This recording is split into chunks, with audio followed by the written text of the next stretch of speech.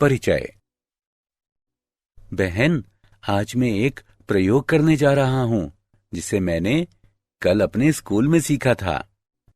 बहुत अच्छा, मैं प्रयोग देखना चाहूंगी। हाँ बिल्कुल, हम एक द्रव का तापमान मापने जा रहे हैं। हमें गर्म पानी के एक फ्लास्क और एक थर्मामीटर की जरूरत है। पहले हम थर्मामीटर को गिलास में डुबोते हैं। उसके बाद हम पानी के सही तापमान को मापते हैं।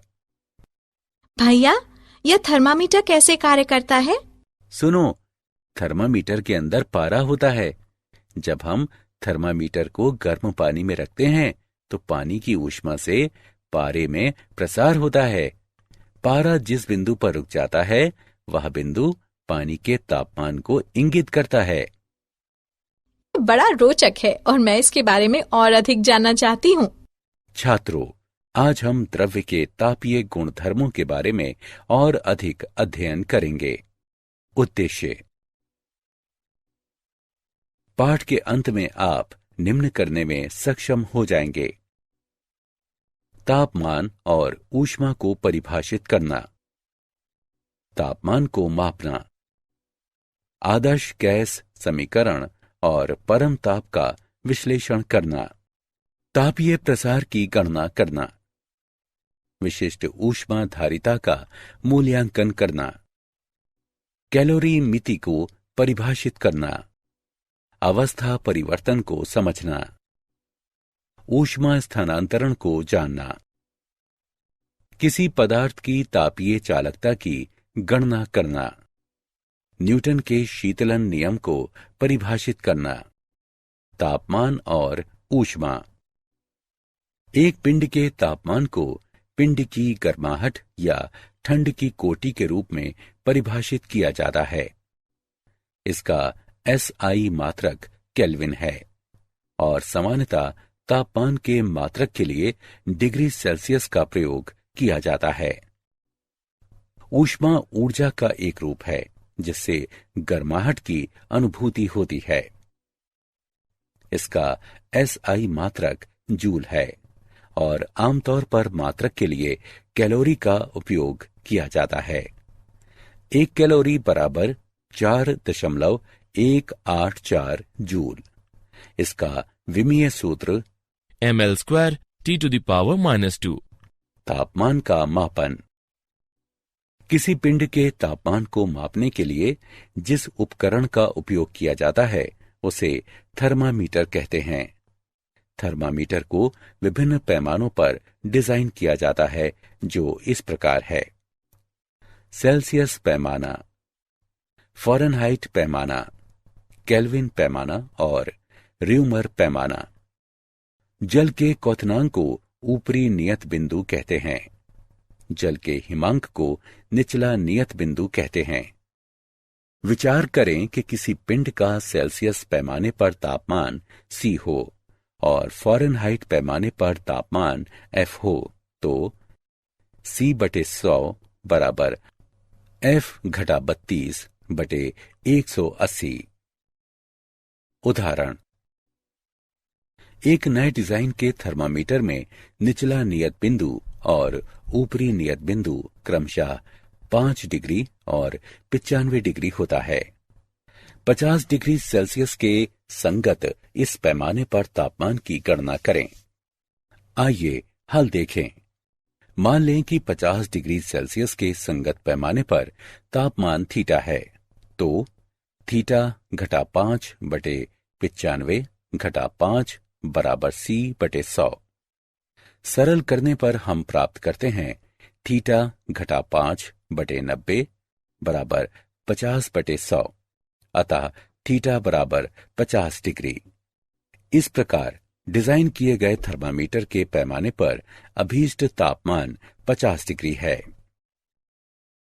आदर्श गैस समीकरण और परम ताप। निम्न घनत्वों पर सभी गैसें एक समान प्रसार व्यवहार प्रदर्शित करती हैं। चूंकि PV बराबर नियतांक और V/T बराबर नियतांक तो PV/T भी नियतांक है। इस संबंध को आदर्श गैस नियम के नाम से जाना जाता है। आदर्श गैस समीकरण को इस प्रकार भी लिखा जा सकता है, PV बराबर म्यू आर टी, जहां म्यू बराबर गैस के एक नमूने में मोलों की संख्या और आर बराबर सार्वत्रिक गैस नियतांक। नियतांक आयतन गैस थर्मामीटर में तापमान दाब के पदों में पढ़ा जाता है। परम ताप वह तापमान जिस पर कंपन को छोड़कर समस्त आणविक गतिविधि रुक जाती है, परम ताप कहते हैं। यह अत्यधिक निम्न तापमानों पर गैसों के व्यवहार से गणनाओं और प्रेक्षणों द्वारा प्राप्त एक सैद्धांतिक मान है। परम ताप को घटा 273 डिग्री सेल्सियस के बराबर माना जाता है। तापीय प्रसार।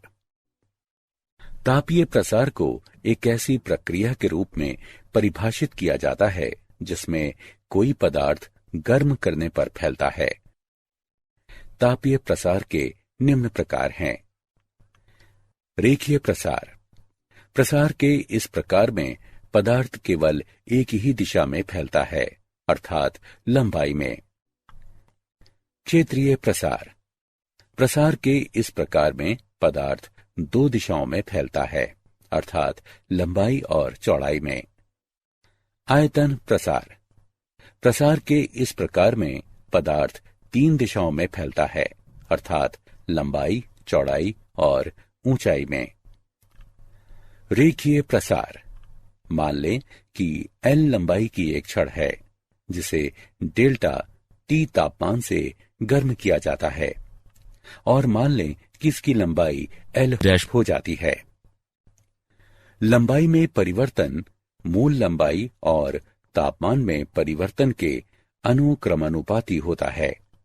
इससे प्राप्त होता है L डैश घटा L अनुक्रमानुपाती L डेल्टा T, या L डैश घटा L बराबर अल्फा L डेल्टा T।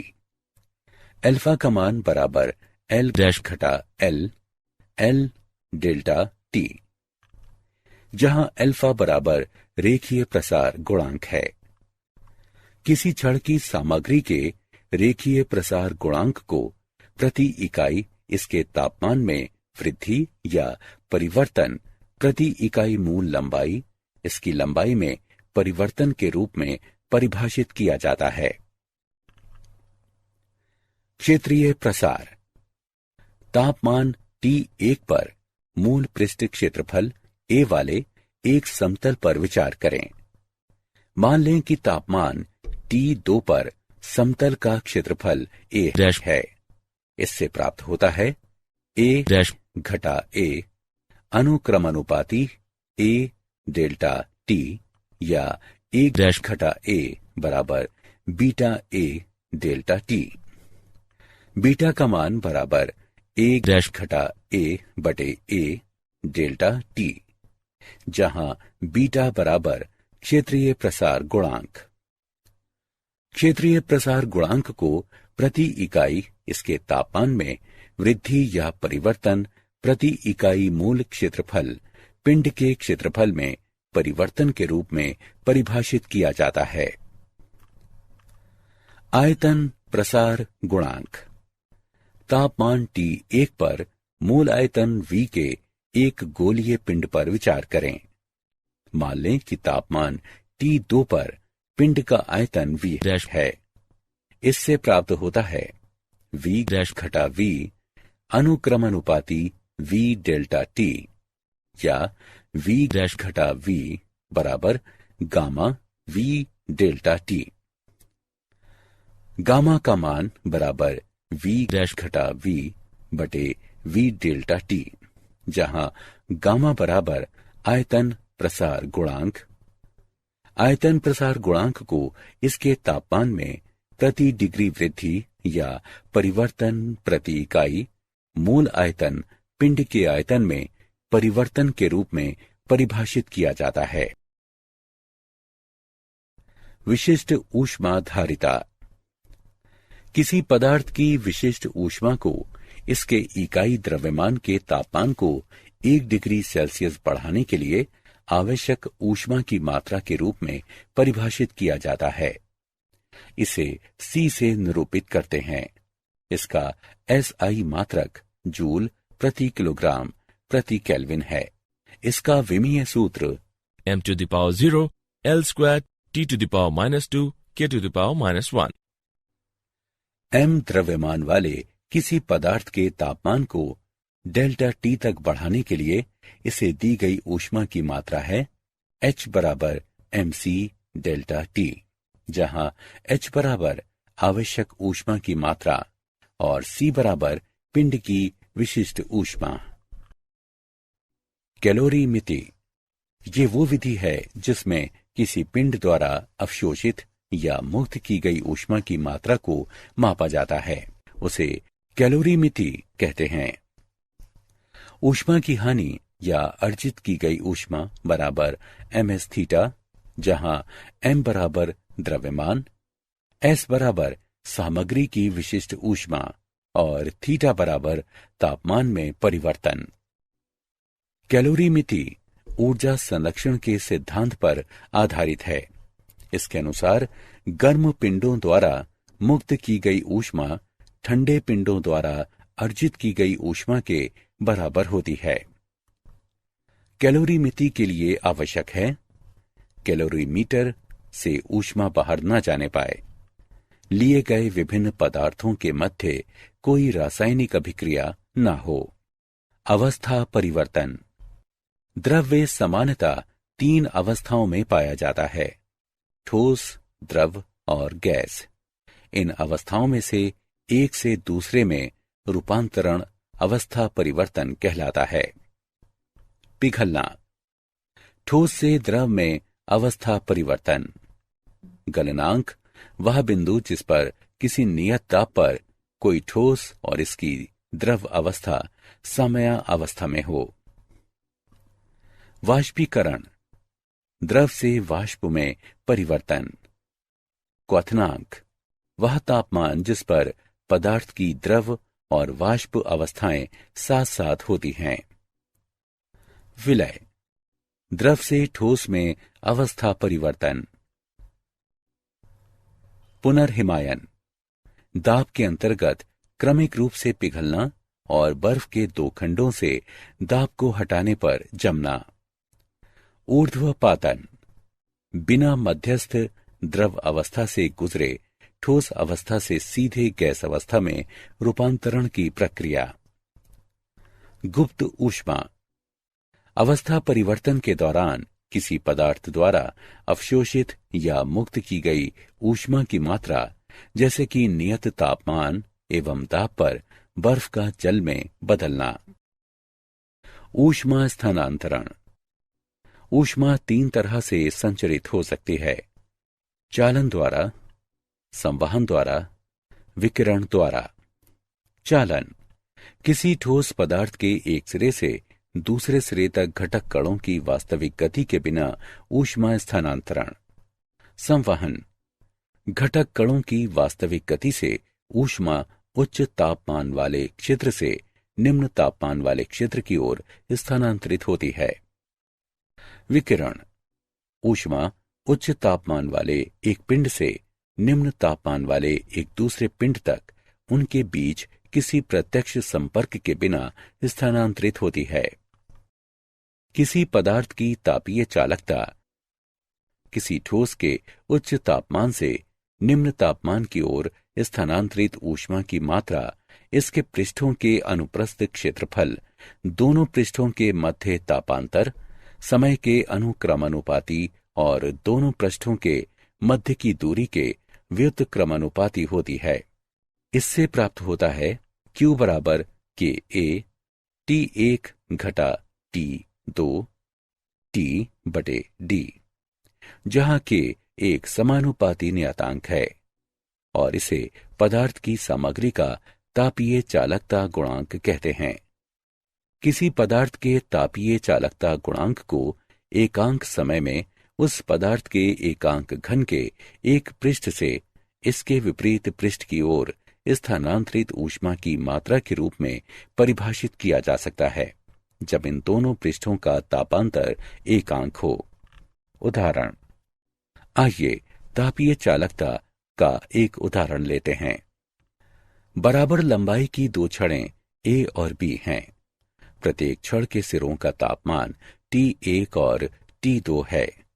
क्या शर्त है कि छड़ों A और B से ऊष्मा के प्रवाह की दरें बराबर हो जाएं?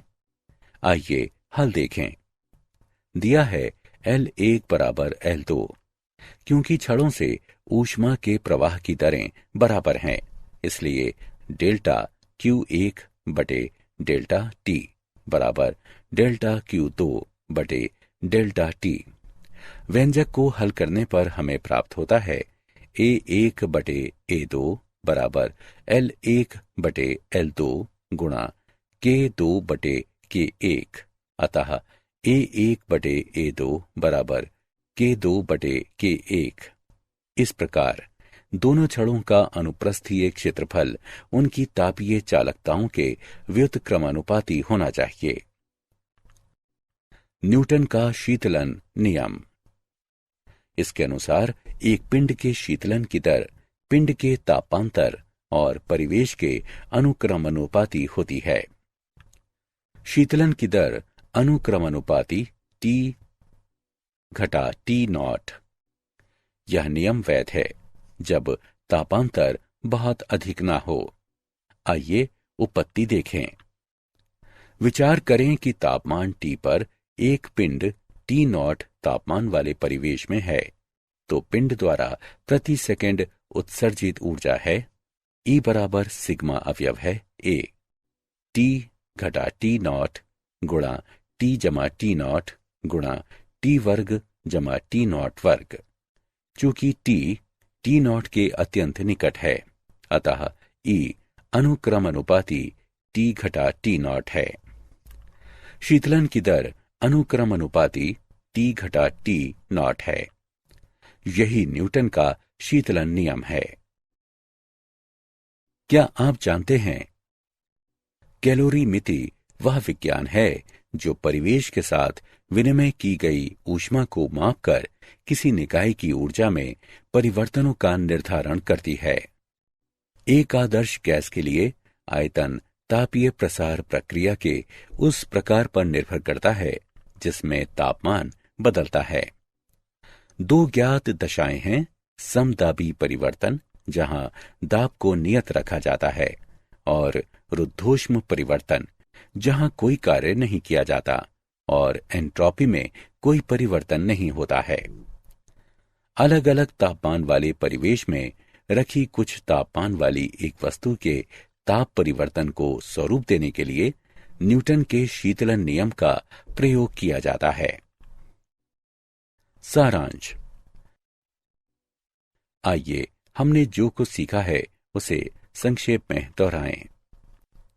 किसी पिंड का तापमान मापने के लिए जिस उपकरण का प्रयोग किया जाता है उसे थर्मामीटर कहते हैं। तापीय प्रसार को एक ऐसी प्रक्रिया के रूप में परिभाषित किया जाता है जिसमें कोई पदार्थ गर्म करने पर फैलता है। किसी पिंड के ऊष्माधारिता को पूरे पिंड के तापमान को 1 डिग्री सेल्सियस बढ़ाने के लिए आवश्यक ऊर्जा की मात्रा के रूप में परिभाषित किया जाता है। कैलोरीमिति ऊर्जा संरक्षण के सिद्धांत पर आधारित है, जिसमें गर्म पिंडों द्वारा ऊष्मा की हानि ठंडे पिंडों द्वारा अर्जित ऊष्मा के बराबर होती है। अणुओं का अपने समीपवर्ती अणु के साथ संघट्ट द्वारा ऊष्मा का स्थानांतरण चालन कहलाता है। संवहन ऊष्मा स्थानांतरण का एक ऐसा तरीका है जिसमें अणु ऊष्मा को स्थानांतरित करने के लिए एक स्थान से दूसरे स्थान तक गति करते हैं। विकिरण ऊष्मा स्थानांतरण का सबसे त्वरित तरीका है जिसमें किसी माध्यम की आवश्यकता नहीं होती। न्यूटन के शीतलन नियम के अनुसार एक पिंड द्वारा ऊष्मा हानि की दर परिवेश से तापांतर के अनुक्रमानुपाती होती है।